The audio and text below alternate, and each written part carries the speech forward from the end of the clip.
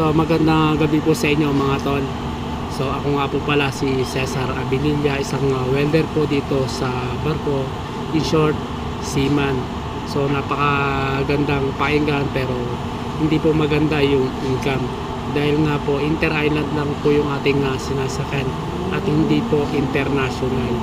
So kaya po mga tol, pinasok po natin yung pagiging content creator dito po sa YouTube para po pandagdag income nga po, dahil nga po kulang na kulang po yung ating income dito po sa pagtatrabaho po natin.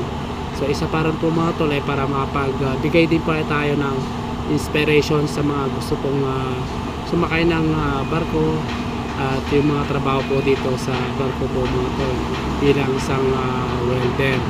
So sana po mga tol magustuhan nyo po yung mga i-upload po nating mga video at patuloy nyo po sanang i-follow at i-subscribe po yung ating YouTube channel. So yun lang po mga tol, at maraming salamat po sa inyo.